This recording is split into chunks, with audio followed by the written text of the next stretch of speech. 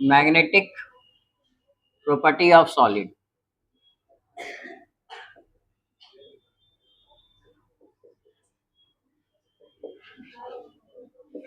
तो देखिए last class में हम लोग बात किए थे इलेक्ट्रिकल प्रॉपर्टी ऑफ सॉलिड, जिसमें हमने कंडक्टर, सेमीकंडक्टर और टाइप्स ऑफ सेमीकंडक्टर बेसिकली पढ़ा था। और टाइप्स ऑफ सेमीकंडक्टर से ही क्वेश्चन आएगा, पी टाइप, एन टाइप के एग्जांपल्स बताइए, या कुछ एग्जांपल्स दिए रहेंगे उसमें पहचानना होगा ये पी टाइप है या एन टाइप है।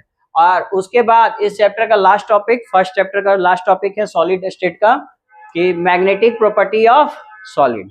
मैग्नेटिक फील्ड में कैसी प्रॉपर्टीज हो करेगी। तो इन जनरल बात करें मैग्नेटिक फील्ड, तो जनरली आपको फिजिक्स में डिटेल में पढ़ना है, बट यहाँ पे जो पढ़ना है बात ये करना है कि जो सॉलिड का बिहेवियर है, फॉर एग्जांपल ये सॉलिड है, तो ये मैग्नेटिक फील्ड में कैसा बिहेव करेगा। मैग्नेटिक फील्ड में दो ही तरीके से बिहेवियर हो सकता है, या तो सॉलिड अट्रैक्ट होगा या फिर रिपेल होगा। और उसी के बेसिस पे हम लोग यहाँ टोटल सॉलिड के 5 टाइप्स पढ़ेंगे on the basis of magnetic field, attraction और रिपल्सन, कि सॉलिड कितने टाइप्स के होते हैं। ठीक है, तो चलिए वन बाय वन हम डिस्कस करते हैं मैग्नेटिक फील्ड के टाइप्स पे। तो लिखो, solids are classified into 5 types.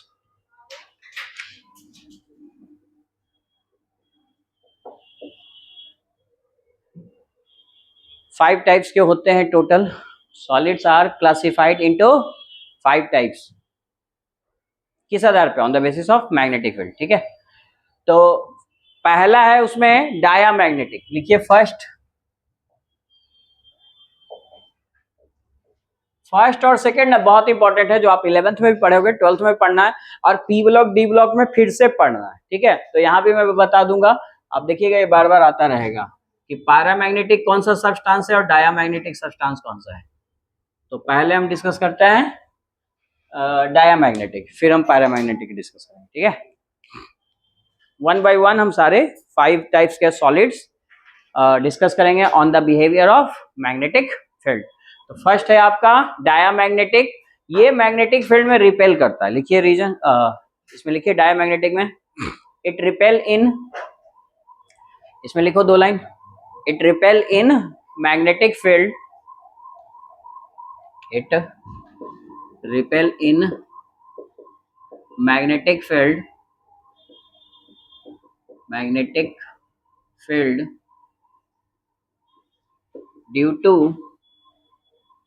due to absence of unpaired electron।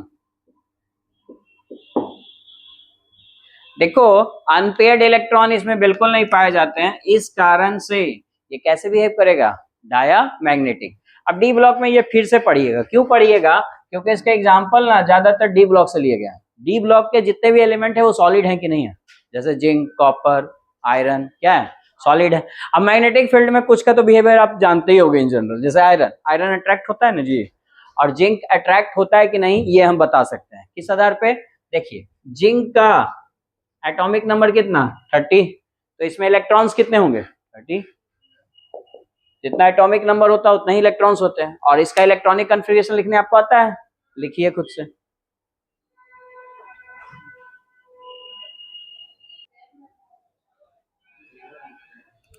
देखिए ये इलेक्ट्रॉन अनपेयर्ड कहलाता है, सिंगल है ना जी, किसी के साथ पेयर्ड नहीं है। और ये इलेक्ट्रॉन पेयर्ड इलेक्ट्रॉन, क्योंकि डबल है ना, तो पेयर्ड अनपेयर्ड इलेक्ट्रॉन समझ गया ना। ये अनपेयर्ड इलेक्ट्रॉन एक दिखा, यहाँ पे अनपेयर्ड इलेक्ट्रॉन कह सकते हो एक है, यहाँ पे कोई भी अनपेयर्ड इलेक्ट्रॉन नहीं है, 0 है, क्योंकि सब पेयर्ड है। ठीक है, आइए बात करते हैं जिंक का। तो इलेक्ट्रॉनिक कॉन्फ़िगरेशन लिखने के लिए आपको रूल सिखाया था ना, क्या सिखाया था, आपको पुराना बात याद होगा। तो सबसे पहले एस को लिखते हैं, फिर एफ को, फिर बताओ डी, और फिर पी। ये एन के बराबर होता है, ये n-2 के बराबर होता है, ये n-1 के बराबर होता है। ठीक है, अगर आपको याद होगा तो n क्या बतलाता है जी, n बतलाता है नंबर ऑफ पीरियड। और इसको हम डिसाइड करने के लिए बोले थे कि नोबेल गैस का मदद लीजिएगा। नोबेल गैस आपको याद होना चाहिए, हीलियम, नियॉन, आर्गन, सब भूल गए तुम लोग। देखो हीलियम किस पीरियड में होगा जी, फर्स्ट, और ये सेकंड, ये थर्ड, लाइक दैट, ऐसे चलता रहेगा। ठीक है, अभी फिलहाल इतने की जरूरत पड़ेगी तो हम इसी को लेते हैं। अब आप बताइए, ये भी बताया था कि एफ कहाँ किससे स्टार्ट होगा जी? 6 पीरियड से। और ये किस पीरियड से स्टार्ट होता है? 4th। ये सब बातें ध्यान रखिएगा, इंपॉर्टेंट है। जिनका नहीं लिखा हुआ है वो लिख लीजिए, इसका हम यूज करेंगे और ये बार बार यूज होगा। इनऑर्गेनिक पढ़ेंगे सब जगह लिखते रहेंगे। जिनका तो इलेक्ट्रॉनिक कॉन्फ़िगरेशन डी ब्लॉक में लिखना आना ही चाहिए, क्योंकि डी ब्लॉक पढ़ेंगे तो इसके बारे में पढ़ेंगे, प्रॉपर्टी उसी के आधार पर डिसाइड करेंगे। तो ठीक है, तो इतना बातें आपको पता होना चाहिए। और साथ साथ एक बात और पता होना चाहिए कि एस जो होता है ना, एस में एक ही ऑर्बिटल होते हैं, इसीलिए इसमें मैक्सिमम कितना इलेक्ट्रॉन रख सकते हैं? 2। और पी में कितने ऑर्बिटल होते हैं? 3। तो मैक्सिमम कितना इलेक्ट्रॉन रख सकते हैं? एक डब्बे में 2 इलेक्ट्रॉन, जिसको ऑर्बिटल कहते हैं। और डी में 5 होते हैं, तो कितने इलेक्ट्रॉन रख सकते हैं? 10। उसी तरह एफ में किस 7 ऑर्बिटल्स होते हैं, तो 14 इलेक्ट्रॉन्स, इनको ऑर्बिटल्स कहते हैं। ठीक है, इस तरह से इलेक्ट्रॉन की संख्या हम भरते हैं। आइए हम इसका इलेक्ट्रॉनिक कन्फिगरेशन लिखते हैं।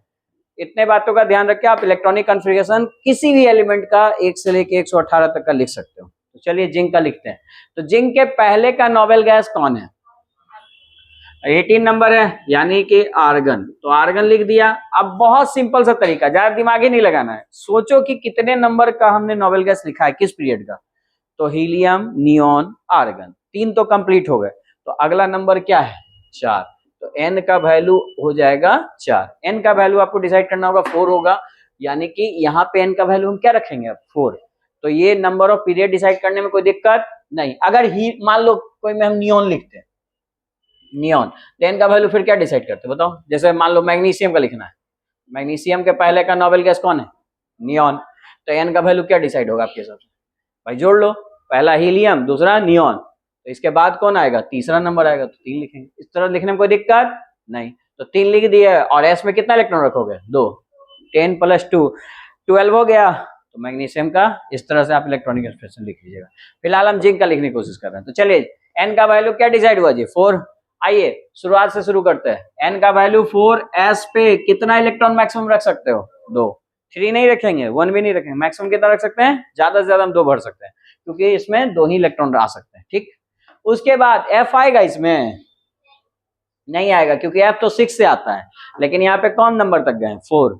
4 आएगा एफ डी में? डी में आएगा, तो डी में तो आता है, तो डी लिख लीजिए।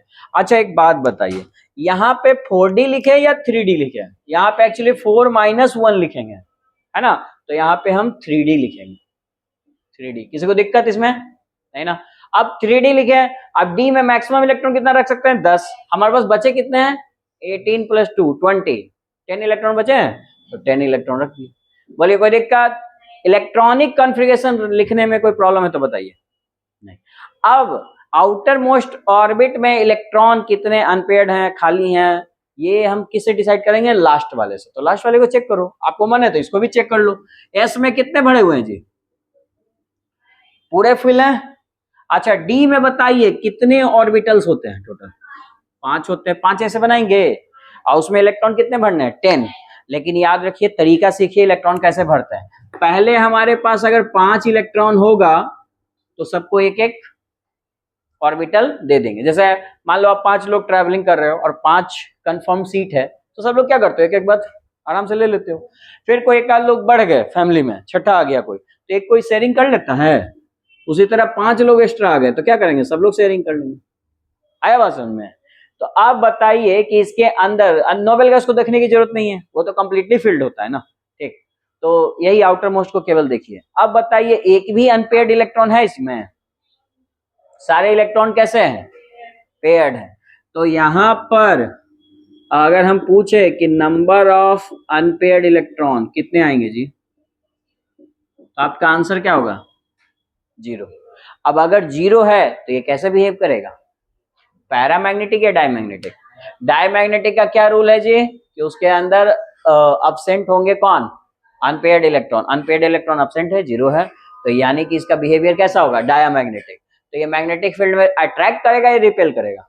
रिपेल करेगा। इस तरह से निकाल सकते हो। ये क्वेश्चन बहुत ज्यादा एग्जाम में पूछा जाता है, इसका बिहेवियर क्या होगा, पैरामैग्नेटिक होगा या डायमैग्नेटिक होगा। तो जिंक कैसा होता है? डायमैग्नेटिक। और आपके जानकारी के लिए बता दो, जिंक मैग्नेटिक फील्ड में अट्रैक्ट नहीं होता। जिंक मिल जाएगा आपको आसानी से, मैग्नेट भी मिल जाएगा, आप चेक कर सकते हो। जिंक मैग्नेटिक फील्ड में अट्रैक्ट नहीं होता है, लेकिन आज जान लो उसका रीजन क्या है कि उसमें अनपेयर्ड इलेक्ट्रॉन नहीं होते हैं। और जो अट्रैक्ट होते हैं जैसे आयरन, उसके अंदर अनपेयर्ड इलेक्ट्रॉन होंगे, कितने होंगे वो हम निकाल लेते हैं, लेकिन फिलहाल के लिए ये जान लो। इसमें कोई दिक्कत किसी को नहीं ना?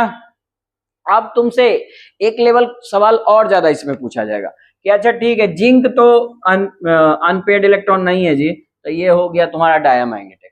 अगर तुमको पूछा जाए कि जिंक +2 इसका बिहेवियर कैसा होगा, क्योंकि सवाल न्यूट्रल स्पीसीज इन केवल नहीं पूछेगा, आयंस में भी पूछेगा, ठीक है? तो Zn+2 का बिहेवियर बताइए कैसा होगा। तो कैसा होगा जी Zn+2 का बिहेवियर? निकालिए। पहले इसका क्या करोगे, क्या लिखोगे? इलेक्ट्रॉनिक कॉन्फ़िगरेशन लिखिए। इलेक्ट्रॉनिक कॉन्फ़िगरेशन सबसे पहले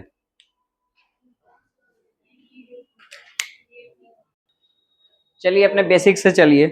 एक बात बताइए, सोडियम जैसे ऐसे लिखा हुआ है, ठीक? और सोडियम ऐसे लिखा हुआ तो नहीं लिखते थे 1s2 2s2 2p6।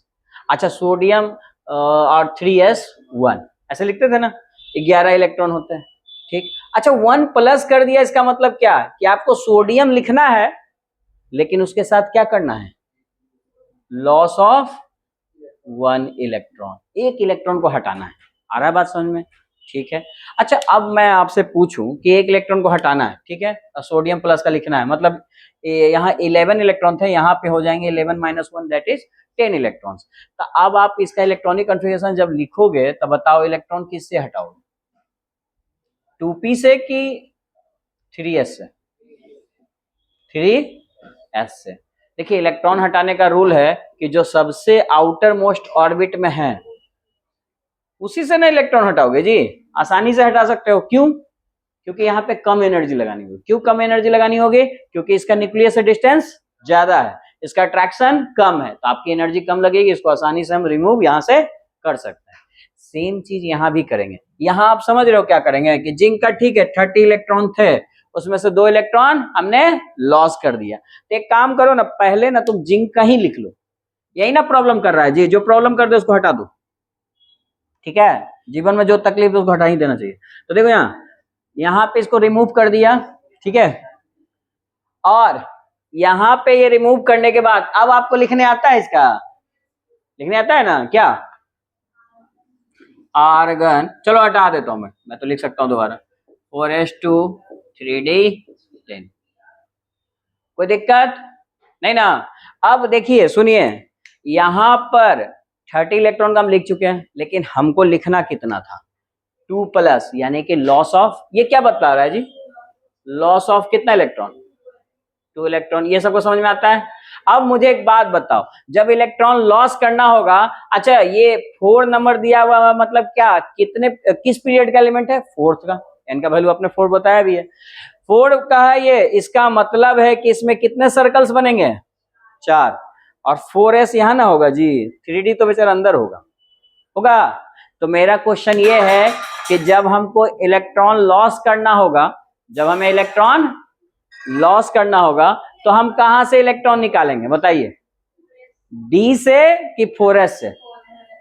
इसका सिंपल सा मतलब है कि हमेशा इलेक्ट्रॉन आउटर मोस्ट ऑर्बिट में निकालेंगे। आउटर मोस्ट ऑर्बिट मतलब n की वैल्यू जो सबसे ज्यादा होगी वहां से इलेक्ट्रॉन निकाला जाएगा। तो बताइए 4s से निकालिएगा इलेक्ट्रॉन, तो बताइए ये फिर क्या लिखिएगा? Zn+ का, Zn+2 का लिखना, यहां से इलेक्ट्रॉन निकाल दो, 0 हो गया, 28 इलेक्ट्रॉन हो गया, ठीक। बोलिए कोई दिक्कत? समझ में आता है? तो Zn यहां से निकालेंगे। अब अगर जब आपने Zn+2 का इलेक्ट्रॉनिक कॉन्फ़िगरेशन लिख लिया तो उसके बाद डिसाइड करना है कि इसमें अनपेयर्ड इलेक्ट्रॉन है या नहीं है। क्या इसमें अनपेयर्ड इलेक्ट्रॉन है? नहीं है। डी अभी भी कैसा है? Fully filled. देखो डी सबसेल में कितने ऑर्बिटल्स होते हैं? 5। 5 ऑर्बिटल को कैसे लिखोगे? ऐसे लिख सकते हैं। अब अगर ऐसे आप लिखिएगा तो बताइए कि यहाँ पे एक भी अनपेयर्ड इलेक्ट्रॉन मिल रहा है क्या? नहीं, सारे पेयर्ड है। तो फिर नंबर ऑफ अनपेयर्ड इलेक्ट्रॉन कितना? अब अगर 0 है तो ये सब्सटेंस कैसे बिहेव करेगा? ये सब्सटेंस बिहेव करेगा एज अ डायामैग्नेटिक। मतलब पूछेगा कोई कि Zn+2 का मैग्नेटिक फील्ड में बिहेवियर कैसे होगा, तो क्या बोलोगे? डायामैग्नेटिक। अब आपको बताता हूं कि एग्जाम में इसी कॉन्सेप्ट पे तीसरा टाइप का सवाल कैसे आएगा। इतना सीधा सीधा तो भी दे सकता है एग्जाम में, बिहार बोर्ड में देता है, लेकिन और थोड़ा इसी क्वेश्चन को कॉम्प्लिकेट करना होगा तो पूछेगा कि ZnCl2 का बिहेवियर बताइए। क्या पूछेगा आपसे? ZnCl2 का बिहेवियर बताइए इन मैग्नेटिक फील्ड। ठीक है, तो अब आप क्या करोगे? सबसे पहले आप देखोगे इसमें मेटल है कौन, यही है ना। इसका आप निकाल सकते हो क्या? ऑक्सीडेशन नंबर निकाल सकते हो। कैसे निकालोगे? क्लोरीन का कितना होता है? -1। तो भाई ये -2 = 0, तो x+2 यानी जिंक पे +2। यानी एक्चुअली ये कोई और क्वेश्चन नहीं पूछा है आपसे, यही क्वेश्चन पूछा है। आया समझ में? Zn+2 का इलेक्ट्रॉनिक कन्फिगरेशन लिख सकते हो, तो उसको लिखने के बाद तुम्हें पता चलेगा कि अनपेयर्ड इलेक्ट्रॉन तो 0 है, तो अनपेयर्ड इलेक्ट्रॉन 0 है तो क्या आएगा फिर? डायमैग्नेटिक। अब आपको समझ में आया कि 3 तरह का सवाल कैसे आएगा। एक तो सिंपल सा बात, Zn की वैल्यू पूछ लेगा। दूसरा क्या पूछेगा आपसे? उसको आयन के फॉर्म में दे देगा। तीसरा हो सकता है वो कंपाउंड के फॉर्म में दे, तो कंपाउंड से आयन आप निकाल सकते हो। मेटल को लो, नॉन मेटल से तो मतलब है नहीं, मेटल के लीजिए, क्योंकि मेटल ही सॉलिड फॉर्म में होते हैं और वही अट्रैक्ट या रिपेल होते हैं। तो उसका ऑक्सीडेशन नंबर आप लिख सकते हो, निकाल सकते हो, और उसके बाद उसका इलेक्ट्रॉनिक कन्फिगरेशन लिखिए और फिर आप बताइए कि वो डायमैग्नेटिक है या पैरामैग्नेटिक है। बताइए, यहां तक कोई दिक्कत? समझ में आता है? ठीक। तो अगर हम आपसे पूछे, चलो नेक्स्ट लिख लेते हैं पैरामैग्नेटिक, उसके बाद बात करते हैं कि उसका बिहेवियर कैसा होगा। सेकंड लिखिए पैरामैग्नेटिक।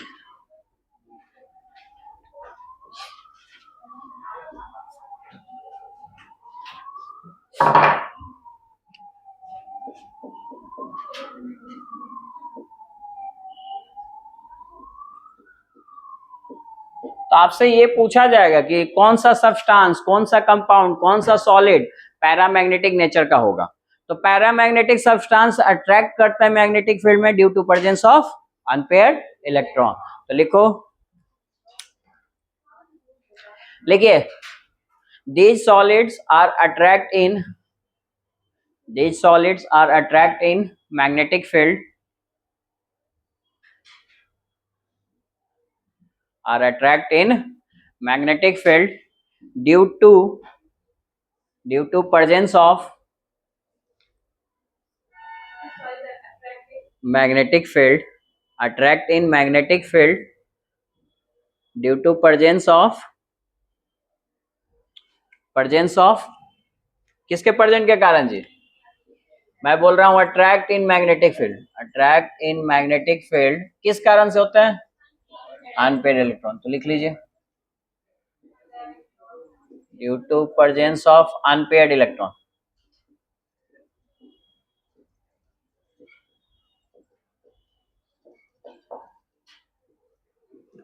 कोई दिक्कत किसी को इसमें? नहीं ना। जैसे मोस्ट कॉमन एग्जांपल जो तुम जानते भी हो, आयरन, सबको पता है आयरन मैग्नेटिक फील्ड में क्या करता है जी? अट्रैक्ट होता है। लेकिन उसको चेक भी कर लेते हैं कि जो हम रूल पढ़े उसके अकॉर्डिंग ये वेरीफाई होता है। तो सबसे पहले हम क्या करेंगे? आयरन का क्या लिखेंगे? तो लिखिए आयरन का इलेक्ट्रॉनिक कॉन्फ़िगरेशन और बताइए कि इसमें अनपेयर्ड इलेक्ट्रॉन है या नहीं है, और अगर है तो कितने हैं वो भी बता दीजिए। आप लोग तो निकाल ही सकते हो। सबसे पहले बताइए, 26 इलेक्ट्रॉन है इसमें। इसके पहले का नोबेल गैस कौन? आर्गन। अब अगर आपको आर्गन पता चल गया तो आप जोड़िए आर्गन का पोजीशन किस नंबर पे है? Helium, neon, argon. तो उसके बाद क्या आएगा? इनका वैल्यू 4। एन का वैल्यू आ गया 4। अब बताइए, आपको लिखने का तरीका पता है ना? 4s लिखेंगे, 4s, और s में मैक्सिमम कितना इलेक्ट्रॉन रख सकते हैं? क्योंकि हमें 8 इलेक्ट्रॉन और लिखने हैं तो 8 लिख दें, ऐसे चलेगा क्या? नहीं, क्योंकि इसके पास इतना जगह ही नहीं है, ये 2 ही इलेक्ट्रॉन एकोमोडेट कर सकता है। ठीक है, तो फिर हम अगले के पास जाएंगे। जैसे आप ही लोग एक बेंच पे 4 बच्चे बैठते हैं या 3 बच्चे बैठते हैं, तो फिर क्या करते हो? फिर अगले बेंच पे जाते हो, सब 8 बच्चे। ठीक है, तो फिर अगला कौन आता है? एफ। लेकिन एफ जो है वो कहां से स्टार्ट होता है? 6 पीरियड से। तो क्या वो पॉसिबल है? इसमें आएगा? नहीं आएगा। तो फिर किसके पास जाएंगे? डी के पास। अच्छा, डी में बताइए एन का वैल्यू क्या लिखे? 4 लिखे या 3 लिखे? 3। अभी हमारे पास कितना इलेक्ट्रॉन बच रहा है? 18 + 2 20 और 6 इलेक्ट्रॉन बच रहे तो 6 लिख दिए। ये हो गया 26, मतलब आयरन का इलेक्ट्रॉनिक कॉन्फ़िगरेशन। अब हमें पता करना है कितने अनपेयर्ड इलेक्ट्रॉन है। तो देखो एस तो साफ साफ दिख रहा है, पूरा भरा हुआ है, हालांकि ये लिखने की जरूरत नहीं है, बाकी आप समझ जाओगे। केवल बाहरी वाले को चेक करते हैं, डी को। तो डी को जरा चेक कीजिए तो कितने अच्छा डी सबसेल है, कितने ऑर्बिटल्स होंगे? 5। और इलेक्ट्रॉन इसमें कितने हैं? 6 इलेक्ट्रॉन कैसे भरेंगे? फर्स्ट, सेकंड, थर्ड, फोर्थ, 5 सब एक एक रूम्स आराम से ले लेंगे, सब एक एक ऑर्बिटल्स, और एक को कहेंगे कि आप शेयरिंग कर लो, क्योंकि 6 हैं टोटल। ठीक है, अब बताइए अनपेयर्ड इलेक्ट्रॉन कितने आ गए? 4। तो आपको अनपेयर्ड इलेक्ट्रॉन तो मिल ही रहा है ना? तो नंबर ऑफ अनपेयर्ड इलेक्ट्रॉन अगर कोई पूछे तो 4 होते हैं। तो अनपेयर्ड इलेक्ट्रॉन 4 है, तो ये कैसा बिहेव करेगा? पैरामैग्नेटिक या डायमैग्नेटिक? पी। तो बताइए मैग्नेटिक फील्ड में इसका बिहेवियर कैसा होगा? अट्रैक्शन या रिपल्सन? अट्रैक्शन। आया बात समझ में? ठीक है, मतलब आप एक सिंपल सा नोट लिख लो, और जिससे आपका ये हर सब्सटेंस का आप बता सकते हो वो पैरामैग्नेटिक होगा कि डायमैग्नेटिक होगा। अगर उसके अंदर नंबर ऑफ अनपेयर्ड इलेक्ट्रॉन अगर 0 हुआ तो वो कैसे बिहेव करेगा? डायमैग्नेटिक और रिपेल इन मैग्नेटिक फील्ड। जो नहीं पूछता आपसे, खाली डायमैग्नेटिक पैरामैग्नेटिक नेचर पूछेगा, रेल। हाँ, और second, if number of unpaired electron not equal to 0 तो क्या होगा?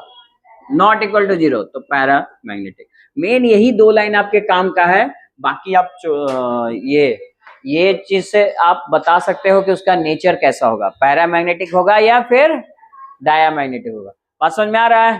ठीक, तो नेक्स्ट क्वेश्चन मैं देता हूं, आप बनाइए Fe2+। बताइए जल्दी से, पैरामैग्नेटिक डायमैग्नेटिक? Fe2+,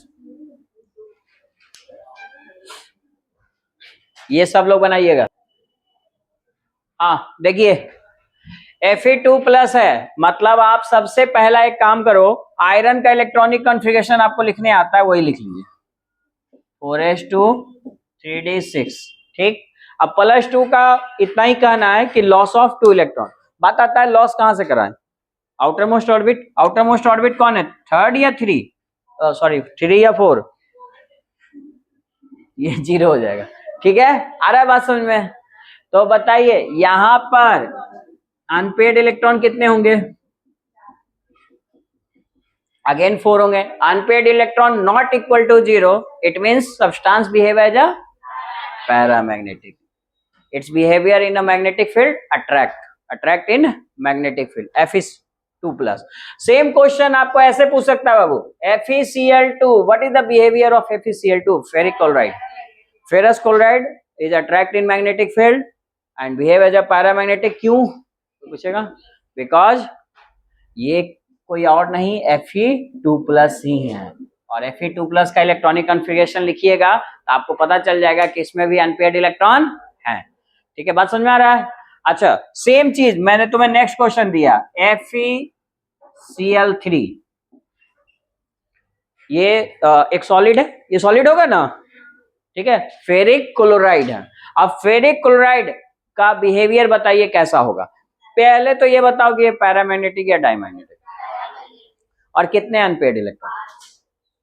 सब लोग लिखिए इसको। इसमें हो जाएगा Fe3+। इसको बाबू x मानोगे, क्लोरीन का -1 होता है तो -3 = 0, तो x = +3।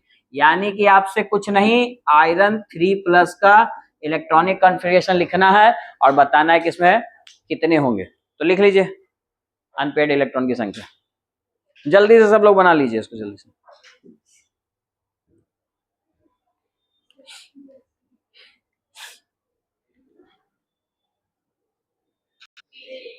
तीन। सबसे पहले कहां से निकालेंगे? एस से। तो 2 इलेक्ट्रॉन तो हो चुका, लेकिन 3 निकालने, तो 1 इलेक्ट्रॉन और कहां से निकालेंगे? यहाँ। आप बताइए मुझे कि यहाँ पर अनपेयर्ड इलेक्ट्रॉन की संख्या कितनी होगी? 5 हो गया। तो अगर अनपेयर्ड इलेक्ट्रॉन है तो इसका बिहेवियर कैसा होगा? Paramagnetic, attract in magnetic field. ठीक है, तो तीन तरह का सवाल समझ में आ गया। पहला, कोई न्यूट्रल सब्सटेंस आयरन दिया हो रहेगा, पूछेगा पैरामैग्नेटिक डायमैग्नेटिक, मैग्नेटिक फील्ड में बिहेवियर इसका क्या होगा। दूसरा, आयंस के फॉर्म में देगा। तीसरा, कंपाउंड्स के फॉर्म में देगा। चौथा सवाल समझिए इसी में क्या पूछेगा आपसे, फोर्थ टाइप का सवाल ये पूछेगा कि आपको दिया रहेगा ऐसा सब्सटेंस, आयरन है, Fe2+ है, Fe3+ है, लाइक दैट। अब पूछेगा कि which of the following species having maximum number of unpaired electron. Maximum number of unpaired electron किसमें होगा, और ABCD करके ऑप्शन होगा 4। आप किसको टिक करोगे? क्यों? क्योंकि इसमें 5 थे और इसमें कितने हैं, और इसमें 4। तो मैक्सिमम पूछेगा तो इस तरह से टिक कर लेना। आ रहा है समझ में? उसी को दूसरे शब्दों में ऐसे पूछ सकता है, बताओ FeCl2 है, FeCl3 है, किसमें मैक्सिमम नंबर ऑफ, तो किसमें ज्यादा होगा, ठीक है। और ये भी पूछ सकता है कि किसमें अट्रैक्शन ज्यादा होगा, बता सकते हो ना किसमें ज्यादा होगा, जिसमें अनपेड इलेक्ट्रॉन ज्यादा हो उसमें अट्रैक्शन ज्यादा होगा। उसी को बोलते हैं मैग्नेटिक मोमेंट। तो मैग्नेटिक मोमेंट भी आप निकाल सकते हो with the help of unpaired electron. कौन strong magnetic field attraction perform करेगा ये भी बता सकते हो, ठीक है। तो एक छोटा सा फॉर्मूला है मैग्नेटिक मोमेंट निकालने का, लिख लो यहीं पे कवर हो जाएगा। मैग्नेटिक मोमेंट जो मैक्सिमम मैंने बोला ना किसका ज्यादा होगा, म्यू इक्वल टू होगा √n+2। लिखिए where n equal to number of unpaired electron. ये सब 12th बोर्ड एग्जाम में क्वेश्चन पूछे हुए हैं इस तरह के, ठीक है। इन सबसे सवाल आते हैं। तो इस तरह से आप बता सकते हो कि मैग्नेटिक मोमेंट किसका ज्यादा होगा। मैग्नेटिक मोमेंट ज्यादा होने का मतलब वो मैग्नेटिक फील्ड में ज्यादा अट्रैक्ट होगा। तो इस तरह से आप बता सकते हो। मान ली आपको n का वैल्यू निकला किसके लिए, आयरन के लिए, कितना था जी, ये Fe2+ के लिए कितना आया था 4। तो आप नहीं बता सकते हो म्यू का वैल्यू इसमें कितना आएगा। जिसका n ज्यादा उसका मैग्नेटिक मोमेंट भी ज्यादा। जैसे कि Fe3+ में n का वैल्यू क्या था 5, तो म्यू का वैल्यू यहाँ क्या आ जाएगा, रख लीजिए दोनों वैल्यू, और इसमें 5+2 निकाल सकते हो ना, कितना आ जाएगा ये √24 और ये √35। बोलिए कौन सा वैल्यू मैक्सिमम है, दिख रहा है साफ साफ, ये वाला वैल्यू मैक्सिमम है। इसका मतलब है कि FeCl3 और FeCl2 भी अगर आपसे पूछे कि which compound has highest magnetic moment, तो आप कौन सा बोलोगे, किसका मैग्नेटिक मोमेंट ज्यादा, इसका, जिसमें अनपेयर्ड इलेक्ट्रॉन ज्यादा। सीधी सी बात है। तो इस तरह से बना के आप बता सकते हो किसी को भी, कोई दिक्कत किसी को नहीं ना। तो नेक्स्ट क्वेश्चन बनाइए, बताइए कॉपर का बिहेवियर कैसा होगा मैग्नेटिक फील्ड में, अट्रैक्ट करेगा या रिपेल करेगा। वो क्वेश्चन लिखने के लिए मैं क्या यहीं रहूंगा, लिखो कॉपर का पता है एटॉमिक नंबर 29, लिखिए इसको जल्दी से।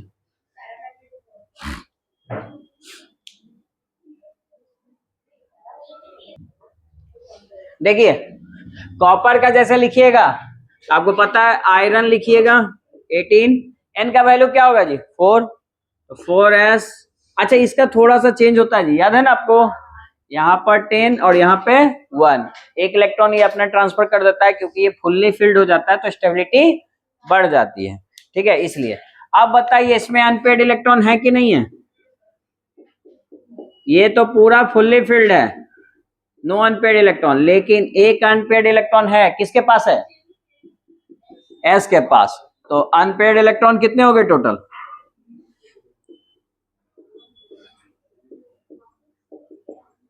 यानी 0 नहीं है, यानी ये कैसा बिहेव करेगा बताइए, पैरा मैग्नेटिक। तो 10th क्लास में केमिकल बॉन्डिंग एक टॉपिक पढ़े थे ना, मतलब केमिकल बॉन्डिंग में एक लास्ट टॉपिक था मॉलिक्यूलर ऑर्बिटल थ्योरी, उसमें यही चीज निकालते थे कि कोई सब्सटेंस दिया हुआ है तो वो मैग्नेटिक फील्ड में उसका बिहेवियर कैसा होगा, वो अट्रैक्ट करेगा या रिपेल करेगा। तो ये यहाँ कवर हो गया, ठीक है, इस तरह से उसमें निकालना अनपेयर्ड इलेक्ट्रॉन। आ रहा समझ में। तो बताइए कॉपर प्लस ये कैसा है, पैरामैग्नेटिक या डायमैग्नेटिक? कॉपर प्लस, जल्दी बताओ। डायमैग्नेटिक, क्योंकि एक इलेक्ट्रॉन हटाने की बारी आएगी तो किसे हटाओगे, एस से या डी से? एस से। तो बताओ, यहाँ तो पूरा भरा हुआ, ये पूरा खाली है, तो अनपेयर्ड इलेक्ट्रॉन है इसमें, है ना? अनपेयर्ड इलेक्ट्रॉन हो जाएंगे जीरो, और अगर अनपेयर्ड इलेक्ट्रॉन जीरो तो कैसा बिहेवियर होगा, डायमैग्नेटिक। तो कॉपर प्लस एक्चुअली बिहेव करेगा डायमैग्नेटिक की तरह। तो इस तरह से क्वेश्चन आप बना लीजिएगा। जैसे आपसे पूछेगा CuCl कैसे बिहेव करेगा जी, तो ये डायमैग्नेटिक की तरह बिहेव करेगा, क्योंकि इस पे प्लस चार्ज आएगा ना, तो ये आपका बिहेव करेगा कैसा, डायमैग्नेटिक। लेकिन कोई पूछेगा CuCl2 कैसे बिहेव करेगा, तो बताओ तो, पैरामैग्नेटिक। क्यों? चेक करो इसमें अनपेयर्ड इलेक्ट्रॉन है कि नहीं है CuCl2 में। CuCl2 में यानी कॉपर पे कितना चार्ज है जी, 2। तो कॉपर पे 2 चार्ज है, यानी कि कॉपर से, कॉपर का इलेक्ट्रॉनिक कॉन्फ़िगरेशन ये रहा, इससे कितने इलेक्ट्रॉन हटाने हमें, 2। तो 2 इलेक्ट्रॉन कहां से हटाएंगे, एक तो पहले S से हटा दिए, अभी भी एक इलेक्ट्रॉन और हटाना है, तो कहां से हटाएंगे, 3D9।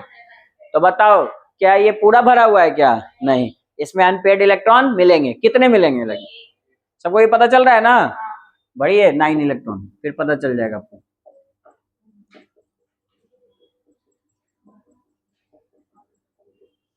है ना? तो ये अनपेयर्ड इलेक्ट्रॉन मिल गया, और इसके कारण अनपेयर्ड इलेक्ट्रॉन यहाँ पे कितना आ गया जी, 1। तो ये कैसे बिहेव करेगा, पैरामैग्नेटिक। बताइए इस तरह के सवाल में कोई दिक्कत नहीं ना? और साथ साथ इसमें एक तरह का सवाल और पूछेगा कि which of the following compound has maximum number of maximum magnetic moment. तो बता सकते हो ना, जैसे CuCl और CuCl2 में किसका ज्यादा होगा जी, CuCl2 का होगा, क्योंकि इसमें एक है, इसका तो मैग्नेटिक मोमेंट कितना आएगा बताओ तो, 0, क्योंकि n का वैल्यू 0 पुट करोगे तो 0 आएगा। कोई दिक्कत किसी को, ये तो अट्रैक्ट ही नहीं कर रहा था। तो इस तरह के सवाल बन जाएंगे एग्जाम में। तो ये दोनों बहुत ज्यादा पूछा जाता है एग्जाम्स में, आप देख ही लिए कितने तरह के इस पे क्वेश्चन बन सकते हैं, चार तरह के बन सकते थे, चारों मैंने बता दिए। ठीक है, पांचवा जो बनेगा वो हम डी ब्लॉक में ही पढ़ेंगे कि कौन सा कलर फॉर्मेशन करेगा और कलर फॉर्मेशन का क्या रीजन आता है, वो हम वही डिस्कस करेंगे। ठीक है, क्योंकि अनपेयर्ड इलेक्ट्रॉन है तो ट्रांजिशन होगा और उसके कारण कलर का फॉर्मेशन होगा। क्योंकि जितने भी डी ब्लॉक के एलिमेंट्स आपने देखा होगा कलर शो करते हैं, जिंक भी अपना कलर शो करता है, कॉपर भी शो करता है, साथ साथ आयरन भी शो करेगा, आयरन होता है ना, आयरन भी शो करते हैं, साथ साथ और भी जितने सब्सटेंस हैं वो अपने कलर शो करते हैं। तो उसका रीजन हम लोग वही डिस्कस करेंगे, पांचवा टाइप का जो कंपाउंड है, क्योंकि ये चैप्टर में तो हम सॉलिड की बात कर रहे हैं, मैग्नेटिक बिहेवियर की बात कर रहे हैं। ठीक है, तो हम लोग कौन सा टॉपिक पढ़ रहे थे पता है तुम लोग को, क्या? हाँ, क्या पढ़ रहे थे? हाँ, मैग्नेटिक प्रॉपर्टी ऑफ सॉलिड, और उसमें 2 टाइप हमने पढ़ा, कौन कौन टाइप, पैरामैग्नेटिक, डायमैग्नेटिक। चलिए तीसरा टाइप करते हैं, ferromagnetic.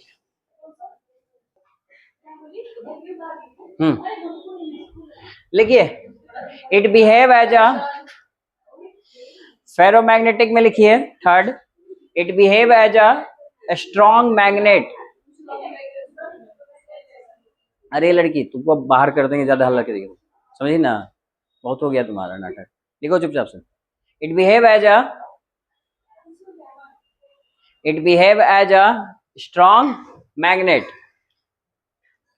It behave as a strong magnet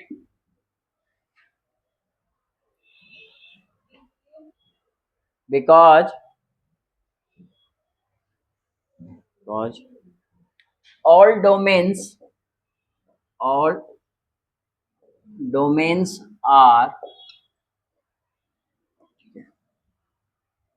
domains are aligned in a particular direction.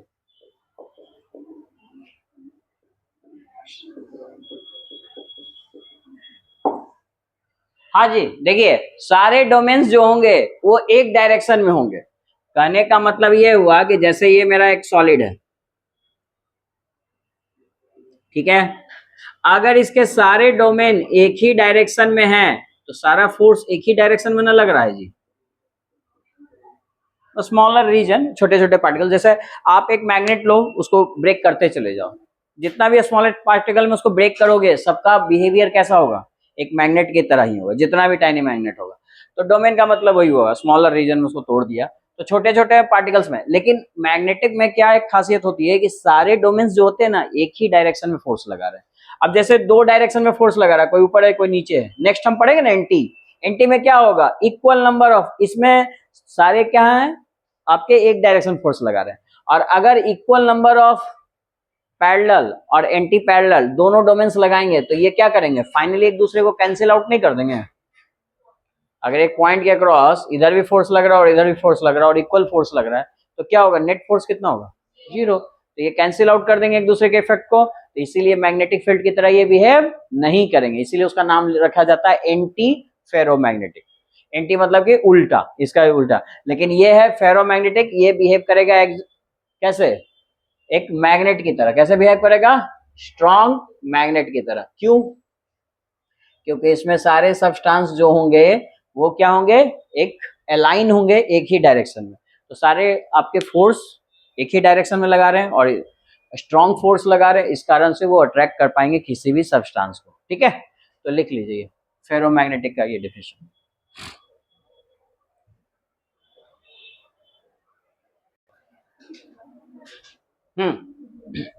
लिखिए इसमें एंटी फेरोमैग्नेटिक, ये आपका नॉन मैग्नेट की तरह बिहेव करता है। लिखो, it behave as a non magnet.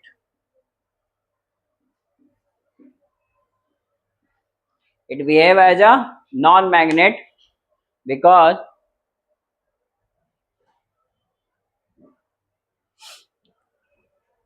it behave as a non-magnet because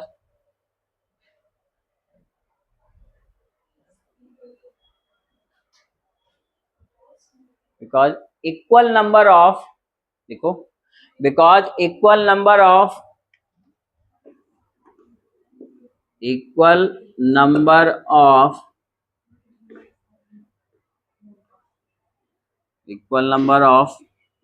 parallel and anti-parallel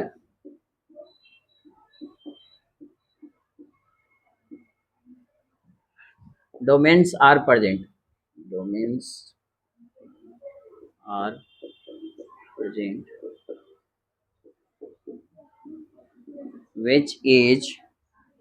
which are cancel out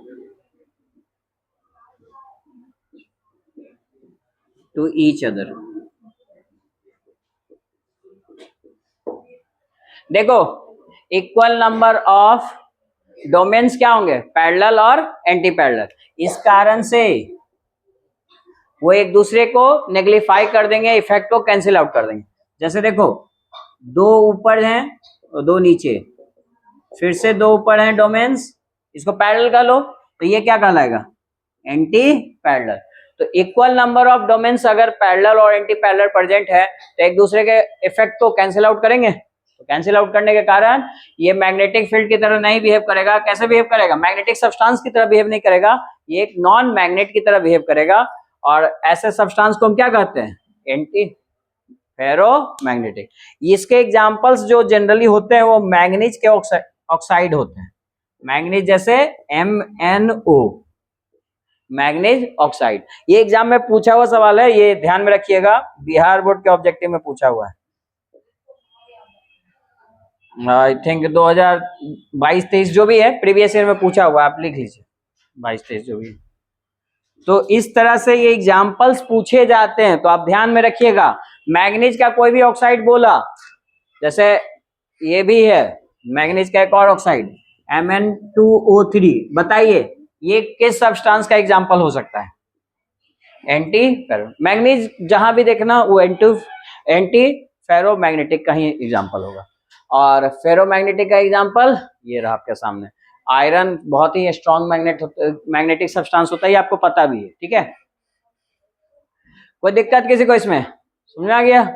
तो देखिए 2 मार्क्स का ये क्वेश्चन आता है, right the difference between ferromagnetic anti ferromagnetic. Definition लिखिए, डायग्राम बनाइए, एग्जांपल लिखिए, इतना काफी है 2 मार्क्स के लिए। ठीक है, कभी कभी आएगा। और एनसीईआरटी बुक का जो लास्ट क्वेश्चन है 26 नंबर या जो भी, ये यही क्वेश्चन पूछा है, सब आपके सब्सटेंस पूछा है कि फेरोमैग्नेटिक सब्सटेंस को डिफाइन कीजिए, एंटी फेरोमैग्नेटिक सब्सटेंस को डिफाइन कीजिए, और लास्ट पांचवा लिखिए फेरी मैग्नेटिज्म। फेरी ये भी होते हैं substance.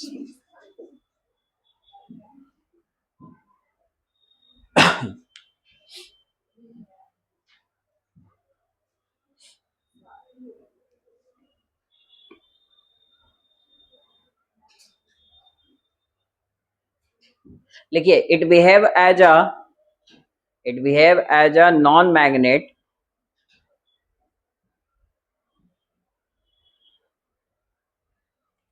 it behave as a non-magnet, but in presence of magnetic field, but in presence of magnetic field,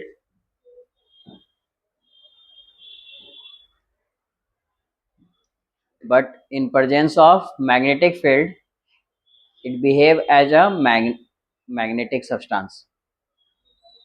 In presence of magnetic field, it behave as a magnet.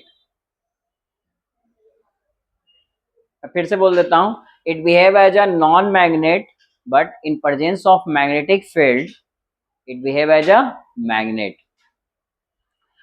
देखो कुछ सब्सटेंस ऐसे होते हैं जो मैग्नेट की तरह बिहेव नहीं करते हैं, लेकिन मैग्नेटिक फील्ड में वो रहते रहते उनके साथ रहते रहते वो भी मैग्नेट की तरह बिहेव करते हैं। ये आपने देखा होगा कुछ वहां जहाँ टीवी वगैरह बनता है वहां वही आपने देखा होगा, मोबाइल फोन वो जो स्क्रू ड्राइवर से यूज करते रहते हैं वो दिन भर मैग्नेट्स के कांटेक्ट में रहता है, तो छोटे छोटे पीस ऑफ जो नटवोल्ट होते हैं वो सब उनको अट्रैक्ट करने लगता है वो, तो उसके अंदर मैग्नेटिक बिहेवियर कैसे आया? क्योंकि वो किसके साथ रह रहा है? मैग्नेटिक या मैग्नेट के सब्सटेंस रह रहा है। तो अगर मैग्नेटिक सब्सटेंस के साथ कोई भी सब्सटेंस रहेगा तो उसका भी बिहेवियर कैसा हो जाएगा? मैग्नेटिक की तरह। और इसका होने का रीजन देखिए, समझिए इस बात को, रीजन क्या है। जैसे इसके एग्जांपल चाहो तो लिख लो पहले तो।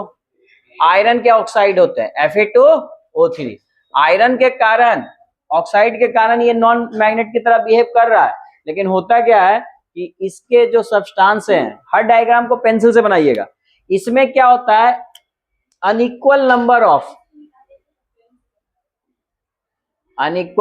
Of domains are parallel and anti parallel. Domains कैसे हैं? अनइक्वल नंबर ऑफ पैरेलल और एंटी पैरेलल, मतलब एक दूसरे को कंप्लीटली नेग्लिफाई या कैंसिल आउट नहीं करेंगे। तो होता क्या है कि जैसे ही आपने मैग्नेटिक फील्ड इसमें लगाया तो फिर ये सारे मैग्नेट सब्सटेंस जो डोमेन्स हैं वो रीअरेंज अपने आप को करने लगते हैं और एक डायरेक्शन में आ जाते हैं। एक डायरेक्शन में नहीं आ जाएंगे जी, अगर थोड़ी एनर्जी लगाएं तो ये मैग्नेटिक फील्ड क्या करेगा, इधर लग रहा था इसको भी घुमा नहीं देगा इस तरफ, हर पार्टिकल्स को अपनी तरफ वो अट्रैक्ट करके ले आएगा, और इससे क्या होगा कि सारे पार्टिकल्स अलाइन हो जाएंगे, तो उसका बिहेवियर फिर कैसा हो जाएगा? मैग्नेटिक। इसीलिए आपने देखा होगा कि स्क्रू ड्राइवर एक्चुअली मैग्नेट है नहीं, लेकिन चूंकि मैग्नेटिक सब्सटेंस के साथ दिन भर वर्क कर रहा है, उनके साथ रह रहा है एसोसिएशन, तो इस कारण से उसका भी बिहेवियर कैसा हो गया? मैग्नेट की तरह। आपने भी देखा होगा ना कि हम जिस लोगों के साथ हमारे जैसे दोस्त होते हैं वैसा हमारा भी बिहेवियर हो जाता है, 5 आसपास के जैसे जो हमारे होते हैं उसी तरह से हो जाता है। ठीक है, इसीलिए इस सब चीज को बड़ी सावधानी से चुनना चाहिए। ठीक है, लिखो नेक्स्ट।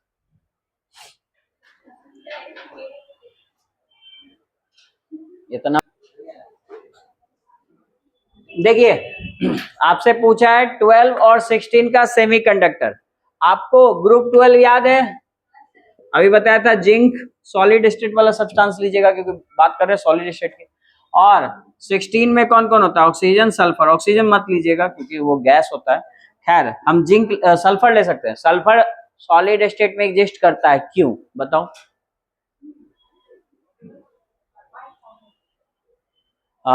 सल्फर का स्ट्रक्चर पता है? सल्फर एक्चुअली एग्जिस्ट करता है एसेट में, अभी पढ़ेंगे पी ब्लॉक में। और इसका स्ट्रक्चर कैसा होता है? ऐसा क्राउन शेप होता है ना? ठीक, याद आ रहा है आपको? ये क्राउन शेप होता है जिसके कारण इसकी स्टेबिलिटी ज्यादा हो जाती है, और ये आपका एक कैसे एग्जिस्ट करता है? S8 5 सल्फर ऊपर रखिए, देखिए 1 2 3, और कितने सल्फर नीचे रखोगे? 1 2 3 और इन सबको मिला दो, ये एसेट आ गया ना, यही क्राउन शेप कहलाता है।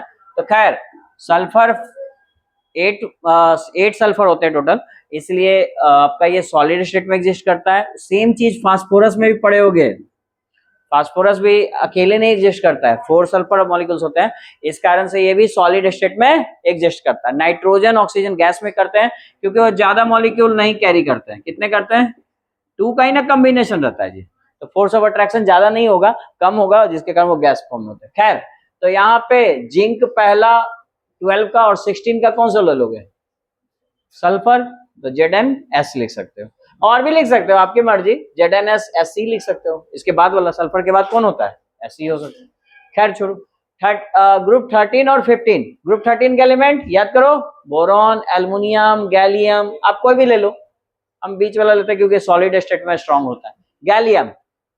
अब 15 से कौन लोगे बोलो, आपकी मर्जी है, नाइट्रोजन छोड़ के जो लेना हो, फास्फोरस, आर्सेनिक सब ले सकते हैं, तो ZnAs ये हो जाएगा आपका क्या? सेमीकंडक्टर का एग्जाम्पल, जब आपका वो किसका कॉम्बिनेशन हो, 13 और 15 का। कोई दिक्कत किसी को? समझ में आया? कोई और लोग इसको मान लो Ga और फास्फोरस लिखा है, वो भी सही है, ठीक है। कोई एल्युमिनियम और आर्सेनिक लिख दिया, वो भी ठीक है, तो लिख सकते हो आप, ठीक है। लेकिन याद रखिए एक एलिमेंट 13 का और एक 15 का। आइए बात करते हैं इसकी, ये कैसा टाइप का सेमीकंडक्टर है? पी टाइप या एन टाइप? बताओ जल्दी से। देखो germanium is doped with indium, indium किस ग्रुप का है याद है आपको? पहले तो याद रखना पड़ेगा। हाँ ग्रुप 13 का है इंडियम, नहीं याद है? बोरॉन, एल्युमिनियम, गैलियम, इंडियम आया, तो इसमें कितने इलेक्ट्रॉन होंगे? 3। और जर्मेनियम किस ग्रुप का है? 14, कार्बन, सिलिकॉन, जर्मेनियम, याद आ रहा है? तो बताइए जर्मेनियम अपना 4 बॉन्ड बनाना चाहेगा, ठीक है, लेकिन अगर उसमें आप इंडियम मिला दीजिएगा तो होगा क्या? फिर 4 बॉन्ड नहीं बन पाएगा, क्योंकि इंडियम कितना बॉन्ड बनाता है? 3 ही बनाता है। क्यों 3 बनाता है? क्योंकि उसका वैलेंस इलेक्ट्रॉन कितना है? 3। तो एक खाली जगह बच गया, तो खाली जगह बचा तो यहाँ पे कौन चार्ज? पॉजिटिव चार्ज, यानी कि किस टाइप का सेमीकंडक्टर कहलाएगा जी? P type. Pentavalent trivalent impurity है, कौन सा इंप्योरिटी है? ट्राईवैलेंट। यहाँ पे बात कीजिए तो boron doped with silicon, boron यही इसी ग्रुप का मेंबर है, तो क्या आएगा? फिर से आंसर क्या आएगा? पी टाइप ही आएगा। बोलिए कोई दिक्कत? ये दोनों टाइम में पी टाइप ही सेमीकंडक्टर होगा। अगर यही दे दिया arsenic AS doped with silicon, तब कौन सा टाइप सेमीकंडक्टर? बताइए। Next question.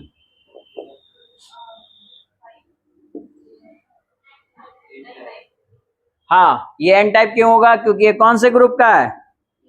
ग्रुप 15। इसके पास 5 वैलेंस इलेक्ट्रॉन होंगे, लेकिन ये बॉन्डिंग कितने करेंगे सिलिकॉन के साथ? 4। एक फ्री इलेक्ट्रॉन बचा ना, इसीलिए ये हो जाएगा एन टाइप। और कोई पूछे इसमें इंप्योरिटी कैसा, तो बोलना पेंटा वैलेंट इंप्योरिटी। कोई दिक्कत? इस तरह से आपके ऑब्जेक्टिव क्वेश्चन आते हैं एग्जाम में। और रही बात न्यूमेरिकल्स, तो देखो 2 नंबर्स का इस तरह का आएगा। वॉइड याद है आप लोग को? वॉइड 2 तरह के पढ़े थे, ऑक्टाहेड्रल और टेट्राहेड्रल। अगर हम बोले कि number of atom is x, number of atom is x, मान लो एटम की संख्या x है, तो हम तुमसे पूछे ऑक्टाहेड्रल वॉइड कितना होगा, बताइए? इसी के बराबर नहीं होता है। और टेट्राहेड्रल वॉइड कितना होता है? 2x। मान लो ये 10 है तो ये अभी 10 ही रहेगा, और ये कितना हो जाएगा? 20। इस तरीके से ये पैटर्न, तो ये आपको याद कराया था। यही सब आपको ऑब्जेक्टिव मतलब समरी में एक जगह लिखवा दूंगा कि बार बार इसी को पढ़िए, इसी पे बेस्ड क्वेश्चन ही बनेंगे, और इसी पे बेस्ड ये क्वेश्चन बनेगा। थोड़ा ट्राई करो तो क्वेश्चन बनाने का, फॉर्मूला निकालना है कंपाउंड का, ट्राई कीजिए क्वेश्चन। देखिए इस क्वेश्चन में आप मान लीजिए number of oxide ion x है, और ऑक्टाहेड्रल वॉइड कितना होता है आप जानते हो, नंबर ऑफ एटम्स के बराबर, आयंस के बराबर, तो ये भी x ही होगा। लेकिन यहाँ पे फेरिक आयन Fe2+, इसके बारे में जो बोला है फेरिक आयन, देखो यहाँ पे इसके बारे में क्या बोला है? 2 out of every 3 octahedral void,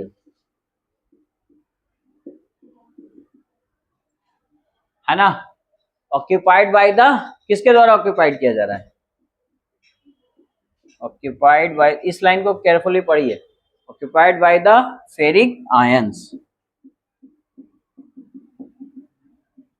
इसका मतलब कि टोटल 3 हैं और उसमें वो कितना जगह ऑक्यूपाई कर रहा है, 2, है ना, 3 में से 2 जगह ऑक्यूपाइड कर रहा है। और ऑक्टाहेड्रल वॉइड्स की संख्या कितनी थी, x, सो 2/3x। ये लाइन समझ में आया, यही इंपॉर्टेंट है बस, ठीक है। और किसी भी कंपाउंड को बदलते हो तो यही ना करते हो, रेशियो निकाल लेते हो, किसका किसका, Fe3 आयंस का और इसका, यही ना रेशियो निकालते हो, तो रेशियो निकाल लीजिए, दोनों का वैल्यू आपको पता है। बताइए फेरिक आयन कितने हैं, 2/3x is to, oxide ion कितने हैं, x, एलसीएम ले लें, क्या आएगा value, 2x is to 3x, यही आएगा ना। बताइए भाई, 3 से लो ना एलसीएम, यहाँ 1 है, ठीक है। तो बताइए Fe की यहाँ पर ये किसका है, ये Fe2 प्लस आयन का संख्या है, ये ऑक्साइड। तो बताइए Fe का वैल्यू कितना है, 2, x को कॉमन ले लो, हटा दो, और ऑक्सीजन का वैल्यू कितना है, 3, तो Fe2O3।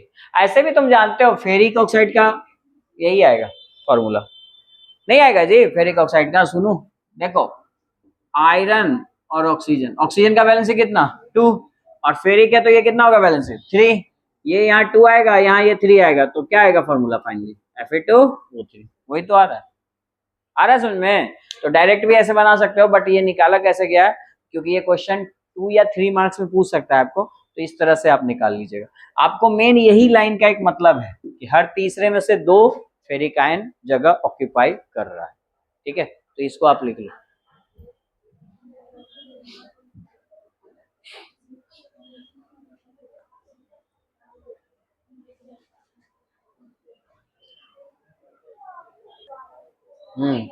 आपको याद हो तो बोलते चलना। 2 टाइप के होते हैं, क्रिस्टलाइन और एमोर्फस। मेनली फोकस होता है क्रिस्टलाइन सॉलिड हमारा पढ़ना है सिलेबस में, लेकिन एमोर्फस के बारे में हल्का सा जान लीजिए कि वो एक्चुअल सॉलिड नहीं होता है, सूडो सॉलिड होते हैं, और उसको एक और चीज कहते हैं सुपर कूल्ड लिक्विड। ये सब सवाल में पूछेगा। आइसोट्रोपिक एनाइसोट्रोपिक पूछा जाता है। वो एमोर्फस कैसा है, आइसोट्रोपिक, और क्रिस्टलाइन कैसा है, एनाइसोट्रोपिक। उसके बाद अगले टॉपिक पे आते हैं, तो हम पढ़े types of crystalline solid. Crystalline solid कितने टाइप्स के होंगे, तो टोटल हमने देखे फोर्स ऑफ अट्रैक्शन के आधार पे 4। पहला कौन था, मॉलिक्यूलर सॉलिड, ठीक है। ये भी 3 टाइप के थे, कौन कौन, याद करो, जिसमें हाँ नॉन पोलर, जिसमें चार्ज नहीं हो, और जिसमें चार्ज हो उसमें पोलर। एक और हाइड्रोजन बॉन्ड बनता था, किसके बीच में हाइड्रोजन बॉन्ड बनता है, याद है आप लोग के बीच, NOF। ये 3 एलिमेंट बहुत ही हाईली इलेक्ट्रोनेगेटिव होते हैं और हाइड्रोजन के साथ जुड़ते हैं तो हाइड्रोजन बॉन्ड बनाते हैं। N के साथ जुड़ा तो NH3, वाटर H2O H। ये सब कैसा बनाएंगे, हाइड्रोजन बॉन्ड। तो मॉलिक्यूलर में क्या, तो एग्जांपल आप समझ गए। अब बिना चार्ज वाले ये I2, और चार्ज वाले जैसे पोलर जैसे HCl, है ना, ये सब। खैर इसके अलावा क्या पढ़े, दूसरा याद करो, आयोनिक, जिसमें आयंस होंगे, वो तो सिंपल सा है NaCl। और तीसरा मेटालिक, मेटालिक में जो पार्टिकल्स होते हैं वो कौन होते हैं, याद है, इलेक्ट्रॉन और प्रोटॉन, ठीक। और लास्ट है कोवेलेंट। कोवेलेंट में कौन होते हैं पार्टिकल्स, आयंस नहीं होते हैं, एटम्स होते हैं।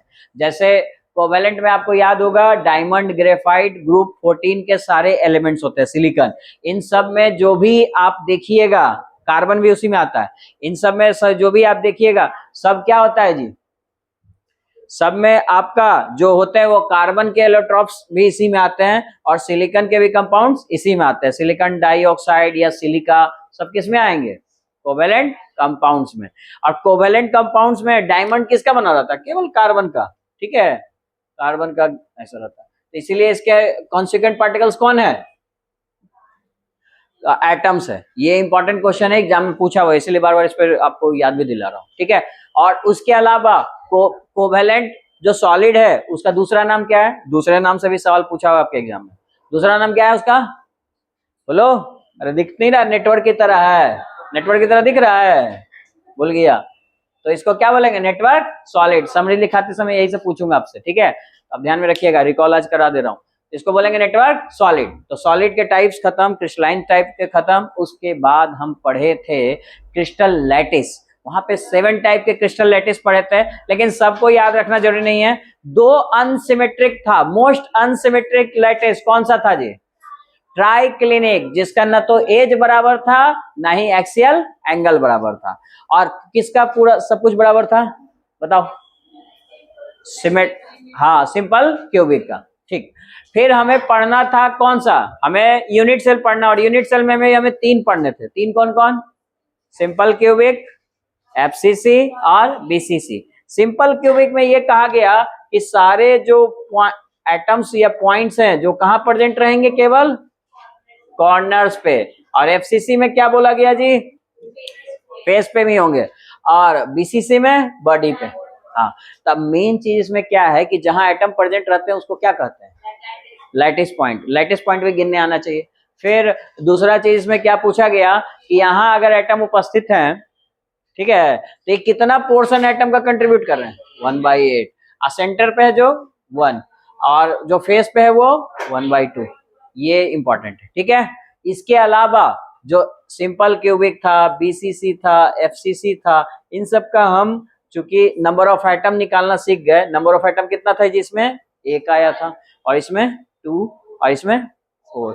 चलो रेडियस बताओ, रेडियस भी निकाल सकते हैं ना, स्फेरिकल शेप है तो रेडियस निकाले, तो रेडियस इसका कितना आया था, a/2। इसका ये इंपॉर्टेंट है जी, √3 a/4, और इसका a/2 √2, ठीक है, याद है ना आप लोग को, कोऑर्डिनेशन नंबर याद है इसका। चलो बीसीसी का याद रहता 8, इसमें कम 6, और इसका 12, 12, ठीक है। तो इस तरह से आप याद रख सकते हो। डेंसिटी का फॉर्मूला, हाँ, पैकिंग इफिशियंसी भी बताया था जी। पैकिंग इफिशियंसी कितना, इसका 52, इसका 68, और इसका 74। ये अगर आपको याद है तो ये भी पूछ सकता है कि इसमें कितना जगह खाली है। जैसे बीसीसी में कितना जगह खाली है जी, टोटल परसेंट कितना होता है 100, तो 68 से नहीं घटा देंगे, ठीक है। उसी तरह एफसीसी में कितना जगह खाली है, 100 - 74 कितना जाएगा 26। ये सब नीट में पूछा हुआ क्वेश्चन है, ठीक है, जब ये सिलेबस में था तो ये सब क्वेश्चन आपके बोर्ड एग्जाम में भी पूछ सकता है, तो इसको ध्यान में रखिएगा, ठीक है। बात समझ में आ रहा है। और जो जगह खाली रहता है उसको क्या कहते हैं, वॉइड। वॉइड कितने टाइप के होते हैं, अभी पढ़े थे, टेट्राहेड्रल एंड ऑक्टाहेड्रल। याद रखिए, टेट्राहेड्रल वॉइड जो होता है, अगर नंबर ऑफ एटम x है तो टेट्राहेड्रल वॉइड कितना होगा, दुगना, और ऑक्टाहेड्रल वॉइड कितना होगा, x, उसी के बराबर होगा। टोटल करना है तो इन दोनों को जोड़ दो। इस पे भी न्यूमेरिकल्स हमने किया था। उसके बाद अब जगह खाली है तो उसको क्या बोलेंगे, जैसे दिमाग में जगह खाली है तो डिफेक्ट नहीं करते हैं, तो यहाँ पे सॉलिड में जो जगह खाली है तो उसको क्या बोलेंगे, defect in solid. Most important defects क्या है आपके एग्जाम पॉइंट ऑफ व्यू से, 2 बहुत इंपॉर्टेंट है जो चार्ज पार्टिकल वाले हैं, और वो है आपके सॉचकी डिफेक्ट और फ्रैंकल डिफेक्ट। याद रखिए, अगर सॉचकी को एक्सप्लेन करना है तो क्या बोलोगे, equal number of cation and anion. हटेंगे तो बात समझ में आ ही रहा है, लेकिन क्या इक्वल नंबर ऑफ केटाइन और एनायन अपना जगह छोड़ के जा रहा है, कहां से जा रहा है जी, अपना जगह छोड़ के जा रहा है। कौन जा रहा है, केटायन और एनायन। देखो, एगो केटायन एक एनायन हट गया, ये कौन सा डिफेक्ट कहलाएगा, सॉचकी डिफेक्ट। इसमें डेंसिटी घटेगी कि बढ़ेगी, घटेगी, साफ साफ जगह।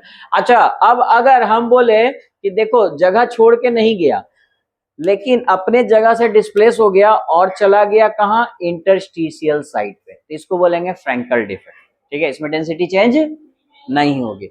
और साथ साथ एग्जाम्पल याद रखिएगा, कौन ऐसा एग्जाम्पल है जो दोनों में शो करता है, फ्रैंकल और AgBr, ये दोनों में आता है, ठीक है। इसके बाद एक डिफेक्ट और याद रखिए जिसको बोलते हैं एनायनिक डिफेक्ट। एनायनिक नाम से ही पता चल गया है, कौन मिसिंग होगा, एनायन मिसिंग होगा। तो एनायन जब मिसिंग होगा यहाँ पे, और एनायन मिसिंग है, मान लो एनायन चला गया लेकिन गया तो, लेकिन इलेक्ट्रॉन यही छोड़ गया, ठीक है, तो इस डिफेक्ट को क्या बोलेंगे, एनायनिक डिफेक्ट। और इस जगह को क्या बोलते हैं, ये बहुत इंपॉर्टेंट है, एफ सेंटर, जिसके कारण, एफ सेंटर के कारण कोई सब्सटेंस क्या करता है, कलर का प्रोडक्शन करता है, ठीक है। ये भी रीजन है कलर फॉर्म करने का। तो डिफेक्ट में इतना ही कुछ पढ़ो, इतना काफी है। इसके आगे चलो, आगे बताओ नेक्स्ट टॉपिक क्या पढ़े थे भाई। सॉलिड चल रहा था, तो सॉलिड ये फ्री इलेक्ट्रॉन्स के कारण कंडक्टिविटी शो करता है। तो जो कंडक्टिविटी शो करते हैं वो दो तरह के होते हैं, मतलब कि आप एक कंडक्टर और एक सेमी कंडक्टर। इंसुलेटर की तो बात करेगा ही नहीं, ठीक है। तो सेमी कंडक्टर ही मेन आपके सिलेबस में है। तो सेमी कंडक्टर में भी हम उसकी कंडक्टिविटी को दो प्रोसेस से बढ़ाते हैं। एक तो टेम्परेचर बढ़ा के, वो उतना फीजिबल नहीं है, वो रियलिस्टिक नहीं है, प्रैक्टिकल नहीं है। तो दूसरा तरीका क्या है, डॉपिंग करके उसमें इंप्योरिटी ऐड कर देते हैं, जिससे फ्री इलेक्ट्रॉन्स मिलने लगता है। दो तरीके की डॉपिंग होती है। कौन कौन टाइप का सेमीकंडक्टर बनेगा, पी टाइप और एन टाइप। एक्ससेंट्रिक सेमीकंडक्टर दो टाइप के होते हैं, पी टाइप और एन टाइप। पी टाइप किसके कॉम्बिनेशन से बनता है, कौन कौन सा ग्रुप, 14 फिक्स कर लो, 14 तो है, सिलिकॉन का बनता है। उसके साथ किसको मिलाएंगे पी टाइप में, ग्रुप 13। अगर ग्रुप 13 को मिला रहे हो तो इंप्योरिटी को कैसे कहेंगे, ट्राईवैलेंट इंप्योरिटी, ठीक है। और अगर एन टाइप बन रहा है तो इलेक्ट्रॉन्स ज्यादा होंगे, है ना, तो पेंटावैलेंट यानी ग्रुप 15, ठीक है। आप मिला लो। और उसके बाद लास्ट क्या पढ़े, मैग्नेटिक प्रॉपर्टी ऑफ सॉलिड। बताइए मैग्नेटिक प्रॉपर्टी में क्या पढ़े जी, पैरामैग्नेटिक, डायमैग्नेटिक। जिसमें अनपेयर्ड इलेक्ट्रॉन हो वो क्या कहलाएगा, और जिसमें अनपेयर्ड इलेक्ट्रॉन जीरो हो डायमैग्नेटिक। इस तरह से बता सकते हो। और जिसमें भाई जो पैरामैग्नेटिक है वो अट्रैक्ट होगा और डायमैग्नेटिक रिपेल होगा। उसके बाद हमने बस वो तीन टाइप का देखा, कौन कौन से, फेरोमैग्नेटिक, एंटी फेरोमैग्नेटिक का एग्जांपल याद रखिएगा, एग्जाम में आता है। क्या होता है जी, मैग्नीज के ऑक्साइड सब, ठीक है। और लास्ट कौन था, फेरी मैग्नेटिज्म। उसके एग्जांपल कौन थे, Fe3O4, ठीक है। इतना ऐसा ही सिलेबस था। इसको हम सैटरडे को आपको समरी के फॉर्म में लिखवा देंगे, लेते आइएगा।